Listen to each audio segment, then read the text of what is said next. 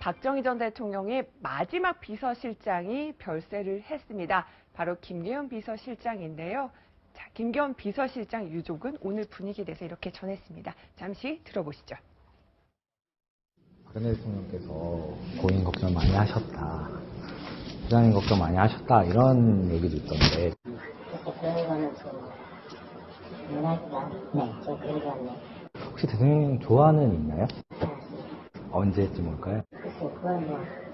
아, 예정이 있는 건 아니고요. 네, 지금 이제 관련된 분들하고, 네. 저는 이제 가깝게 지내던 한상주건 친구 국회의원 그 정도만 하고, 네, 정계 쪽에서는 언론인들이라던가 조문을 오셨던 분들. 네, 여러 정부님들은 많이 오셨죠. 많이 살려줘. 정미경 의원님, 저희 취재진도 오늘 빈소에 갔는데 생각보다 좀 사람이 많지는 않아서 쓸쓸했다. 저는 아버지의 마지막 비서실장이었잖아요. 근데 대통령의 조화가 보이지 않았다라는 얘기를 들었습니다. 지금 아마 정신이 없어서 그럴 수도 있고, 참 역사 속으로 저렇게 이제 가시는 거잖아요. 많은 분들이. 근데 참 권력 무상이에요. 그러니까 지금 돌아가신 저분도 마찬가지지만 지금 살아있는 또 많은 사람들 중에 권력이 참 무상하구나 이렇게 느끼는 분들 되게 많을 거예요. 예, 그 자세한 얘기는 우리 여기 국장님이 잘 아시니까. 보면은 손정석 국장님 보면은 11.6 마지막을 지켜봤던, 그러니까는 박정희 전 대통령의 마지막을 지켜봤던 분위기도 하고요. 지금 노안으로 이렇게 투병 중에서도 박 대통령 걱정을 많이 했다 이렇게 전해지고 있습니다. 그렇죠. 93세로 이제 돌아가셨고 그 당시에 11.6 현장에 있었던 유일한 또 가까이 있었던 정말 이 생존자이기도 하고 여러 가지 증언도 남겼는데 어쨌건 나라가 이렇게 되고 박 대통령이 탄핵의 위기에 몰리니까 참으로 안타깝다 뭐 이런 심정을 최근까지 토로를 한 걸로 알려져 있고요. 김계원 전 비서실장은 그 군으로 치면 박정희 전 대통령보다 상관이었죠. 그래서 육군 참모총장 지내고 중앙정보부장을 지내고 나서 그리고 이제 대만 대사로 한동안 한 6년 가까이 나갑니다. 70년대에. 사실 지금도 마찬가지지만 이 공직에 있다가 대사로 나가면 그걸로 은퇴하는 거거든요. 근데 그 본인도 아마 그렇게 생각을 하고 있었던 것 같은데 79년 2월 달에 박정희 대통령이 이제 최장수 비서실장으로 있던 김정년 비서실장이 물러나면서 김계원 씨한테 와서 비서실장을 해달라 이렇게 이제 박정희 전 대통령이 이야기를 합니다. 근데 사실 김계원 비서실장으로서는 그 전에 다 대만 대사 오래 지내고 이제 나도 이제 다 공직 끝나고 좀 쉬는가 보다 생각했는데 79년이라는 그 시기가 굉장히 엄혹한 시기니까 그때 비서실장에 내가 가서 할 수 있는 역할이 뭐 있을까 그래서 못하겠습니다 이렇게 막 이야기를 하거든요. 근데 거기에 대해서 박정희 전 대통령이 아무 걱정 말라 이렇게 이야기를 합니다. 괜찮아. 내가 모든 것을 다 알아서 해줄 테니 걱정하지 마. 김계원 비서실장 또 많이 신뢰하고 믿었기 때문에. 그렇습니다. 그렇게 이제 또 박정희 전 대통령이 간곡하게 이야기를 하니까 79년 2월 달에 이제 비서실장을 맡아서 청와대에 들어오는 거죠. 그런데 그것이 이제 하나의 운명이 돼서 11.6 현장에 있으면서 이 김재규 중앙정보부장이 이제 시해를 하고 하는 과정에서 적극적으로 어떤 제지 같은 걸 안 하고 오히려 사전에 공모하는 흔적도 있는 거 아니냐 이래가지고 80년에 이제 사형 선고를 받았다가 88년에 이제 사면 복권이 되죠. 뭐 그런 참 인생의 많은 굴곡을 겪은 현대사의 한 중요한 인물 중에 한 명입니다. 그것 우리가 또 김계원 전 비서실장에게 주목하는 이유는 바로 최태민 씨의 전횡을 또 누구보다 잘 알고 또 박정희 대통령에게 전달한 인물이었기 때문이기도 하죠. 네, 그렇습니다. 사실 그 최태민 씨 일가의 그 전횡은 그 전임이었던 김정년 비서실장이 먼저 시작을 했어요. 먼저 그것을 알고 시작을 해서 민정수석한테 이거를 실질적으로 내사를 해봐라. 직접 김정년 비서실장이 지시도 하고 하면서 상당 부분 그 실체를 파악을 했어요. 김정년 비서실장이. 그리고 이제 주일대사로 가면서 김계원 실장이 이 비서실장이 되면서 그 후에 증언이 몇 가지가 있습니다. 당시에 그러니까 지금의 어떤 증언이었는데 당시에 김계원 비서실장 시절에 수석 비서관 회의에서 몇 번씩이나 최태민 씨와 관련된 언급이 있었다. 그러니까 계속 사실은 그것이 이어져 왔던 거죠. 79년도까지도. 그러면서 박정희 대통령이 굉장히 걱정을 많이 하고 사석에서 박정희 대통령과 김계원 실장이 둘이만 있는 사석에서 아니 우리 이 딸 그네가 최태인 목사와 좀 떨어져야 된다. 떨어져야만 또 결혼도 할 수 있는데 그러면서 사실 그 모든 이 비서들과 또는 어떤 이 김재규 중앙정보부장과 그렇게 좀 위험하다라고 간언을 하더라도 사실은 딸이 울면서 사실 이 진원, 그러니까 이야기를 하니까 그걸 또 강제로 못하고. 딸바보 아빠가 끊어내지 못했기 그렇죠. 때문에 아버지의 그 소외를 사실은 이 김계원 비서실장이 제일 많이 들었다라는 것이죠. 저희 이제 지금 비서실장이 얼마나 중요한 역할인지를 다시 한번 돌아보게 되는데 박정희 전 대통령에게 김계원 전 비서실장이 있다면 아마 박근혜 대통령에게 가장 상징적인 비서실장은 김기춘 전 비서실장일 겁니다. 그런데요, 정미경 의원님, 보면 박영수 특검이 이런 얘기를 하거든요. 김기춘 실장, 정말 수사하기 가장 어렵다. 그거는 만약에 제가 특검이라도 그런 말 했을 것 같아요. 그게 왜 그러냐면 굉장히 용이 주도한 사람으로 보여지지요. 왜냐, 우리가 보통 일반적으로 생활할 때 내가 오늘 이거 말하는 거 이거 나중에 다 이게 녹취당해서 녹음되고 있을 거야. 이게 수사 과정에서 다 밝혀질 거야. 이렇게 생각하면서 사는 사람은 없잖아요. 보통 그냥 자유롭게 살잖아요. 그 다음에 일반인들은 사실은 어떤 게 증거가 될지, 이게 증거가 안 될지, 나중에 이건 내가 이렇게 말하면 빠져나갈지, 이거는 걸리는 말인지 이런 거 잘 생각 못 하고 살거든요. 근데 제가 봤더니 저분은 여태까지 언론에서 나와 있는 걸 다 종합적으로 보면 그걸 늘 평생 그냥 일반 생활상에 그게 몸에 배었던 것 같아요.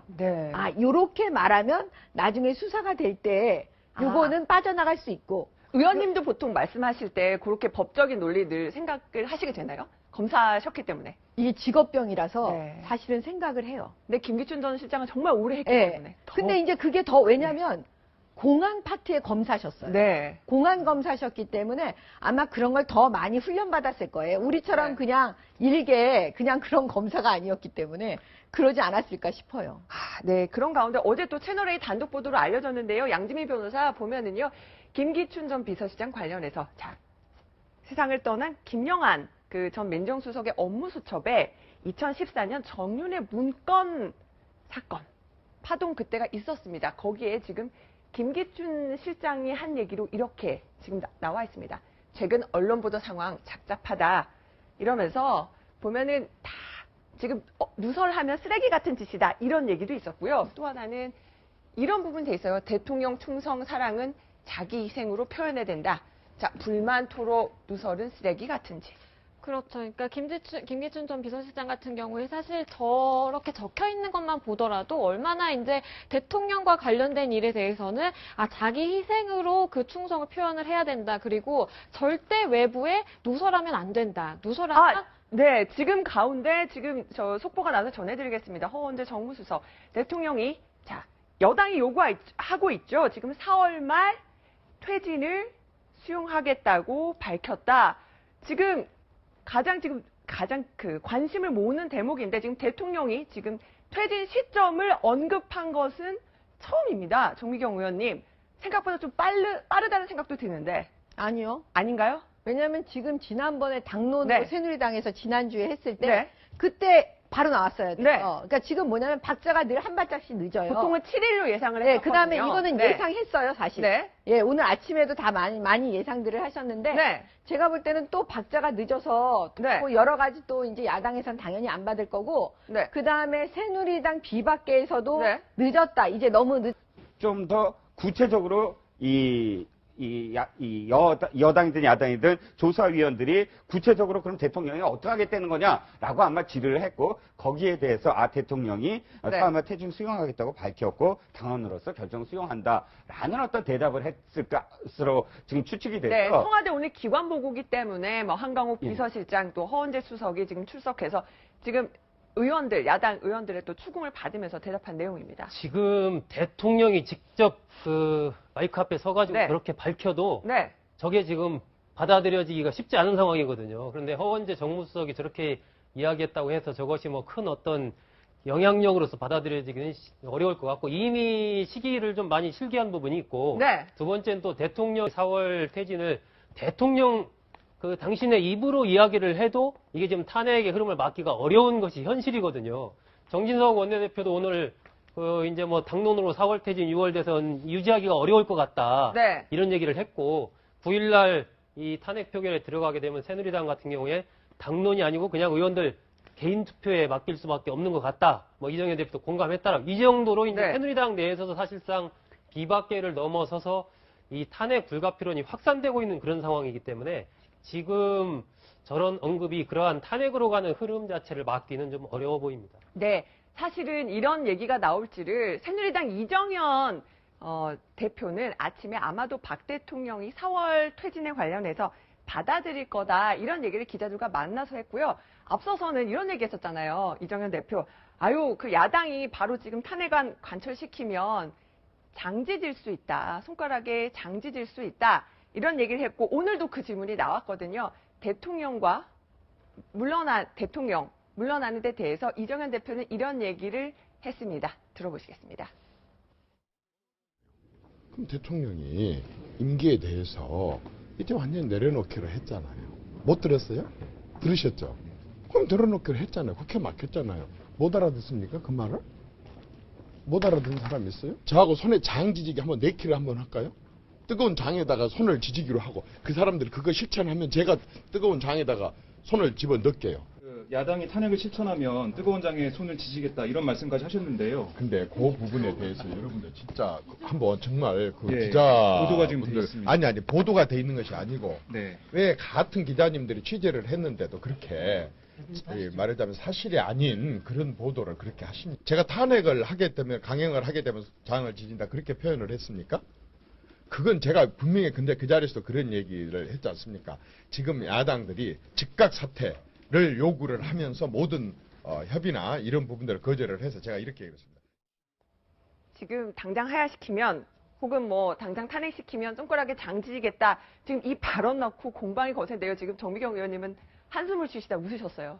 네. 그 정치인들이 네. 그 늘 말을 바꾸잖아요. 근데 본인들은 말 바꾸는지를 몰라요. 왜냐? 그걸 어떻게 되어 있냐면 저건 여당이나 야당이나 똑같아요. 여의도 국회에서 국회의원들의 한계가 뭐냐면요. 제가 보니까 네. 말 바꾸는 건 너무 당연한 거라고 생각해요. 왜? 그게 곧 정치라고 생각해요. 네. 말 바꾸기 이퀄 네. 그거는 정치다. 정치다. 예, 이렇게 생각하기 때문에 네. 하나도 그거에 대해서 죄책감이 없고 죄의식이 없어요. 그리고 더더군다나 우리 국민들께서 또 받아들여 주시는 분도 있어요. 네. 아 그래 뭐 정치인들이 늘 말 바꾸지 막 이렇게 좀 냉소적으로 그러다 네. 보니까 국회의원들이 그거에 대해서 내가 조심해야지 네. 나는 거짓말을 하면 안 되겠다 네. 이런 생각을 별로 안 해요. 그게 처음에 제가 정치권에 처음 들어가서 가장 놀랬던 게 뭐냐면 네. 야 국회의원들 진짜 거짓말을 너무 잘한다 였어요. 너무 솔직 고백하시네요. 네, 너무 제가 진짜 네. 너무 솔직하게 지금 말씀드리는 건 왜 그러냐면 지금 국민들이 너무나 관심이 많으시기 때문에 우리의 수준에 대해서 아셔야 돼요. 그래야 바꿀 수가 있어요. 네. 한 가지만 더 국회의원들의 그 병 중에 네. 지금 말 바꾸는 병 말씀하셨잖아요. 네. 말 바꾸면서 책임을 꼭 어디에 돌려요? 언론에 돌려요. 좀 전에도 그러게요. 그랬잖아요. 그러게요. 딱 하면서 아니 언론들이 그렇게 보도했다. 우리 좀 전에 목도했습니다. 탄핵 안 되면 장 지지겠다고 했고 저희가 지금 그렇게 보여드렸어요. 다시 물었더니 네. 내가 언제 그렇게 했냐 언론이 잘 보도해라. 그런데 가만 보면 국회의원들 전부 다 그러십니다. 말을 바꿔놓고 언론들이 잘못 썼다고 해요. 그러니까 아니 근데 언론사 의원님 절대로 전보다는 아니고요. 네. 대부분이 그러시고요. 거기서 제대로 하려고 하는 사람은 약간 왕따처럼 돼요. 자기가 스스로 생각할 때 이게 내가 좀 이상한 사람인가 보다 이런 생각을 하게 되는 거예요. 이게 지금 현재 우리 정치의 문제예요. 맞습니다. 아니, 언론도 오버 안 쓰려고 굉장히 노력을 하거든요. 그런데 자꾸만 언론 탓으로 돌리면 저희도 억울합니다. 자, 그 뜨거운 국정조사 현장으로 바로 가보겠습니다. 다음 주제 보여주세요.